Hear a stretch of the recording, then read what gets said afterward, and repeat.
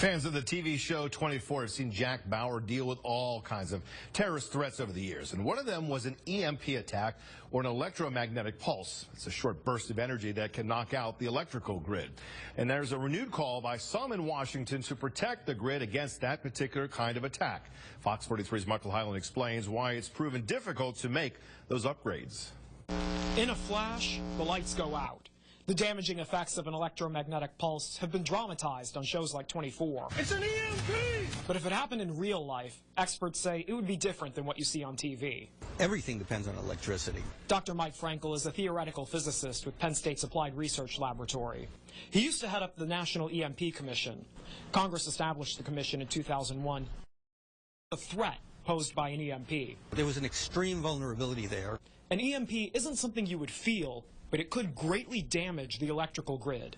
Computers, phones, ATMs all go dark. Certainly at one end of the quite possible consequences, it's very fair to call them catastrophic. All the other infrastructures depend on electricity. Your food, your water, your banking system. Everything is interrelated, but ultimately depends on electricity. An EMP is generated in a couple ways. The commission studied both. One is an attack. For example, a nuclear device detonates miles above ground and produces an EMP signal, causing a widespread blackout. Russia and China have the technology to do that, and it's speculated North Korea and Iran are trying to develop that technology too. But the likelihood of it being used? Most people don't stay up late worrying about every night.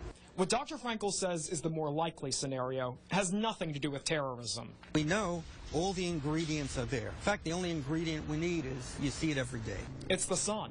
A massive solar flare would have the same effect. Well, how extreme could a solar case actually be? We found it was very extreme indeed. Dr. Frankel says the last time a large solar flare impacted the Earth was in the 1850s, when we were much less reliant on electricity. There was a near miss 2 years ago when a mid-level flare erupted. It's hard to see where the help would come in any kind of finite time. So there would be a lot of suffering, and it would exist for a long time. The commission made a variety of recommendations, including making upgrades to the electrical grid to mitigate the potential damage from an EMP. Making those fixes wouldn't be simple, but it could be done for a few $1 billion. EMP is simply a burst of electromagnetic radiation. Congressman Scott Perry recently chaired a hearing on the EMP threat. I think that it's appropriate for people to be aware and that we consider what we can do to harden our defenses, our electricity grid. A few lawmakers on both sides of the aisle proposed bills to address issues with an EMP. But Perry says it's been a struggle to get support. I think people don't take it seriously. I think people confuse the solar storm or the solar flare with the weapon, and they don't think the weapon's going to happen, so we don't have to do anything. There's also the question of who pays, the government or the many utility companies across the country.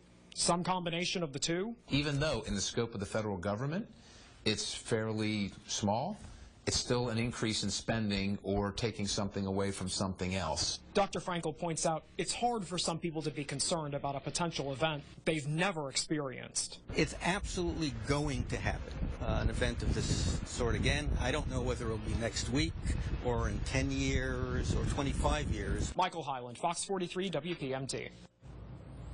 Well, part of the EMP Commission's work was specific to the military. Dr. Frankel says that part of the report, as well as the Secretary of Defense's response to it, are both classified.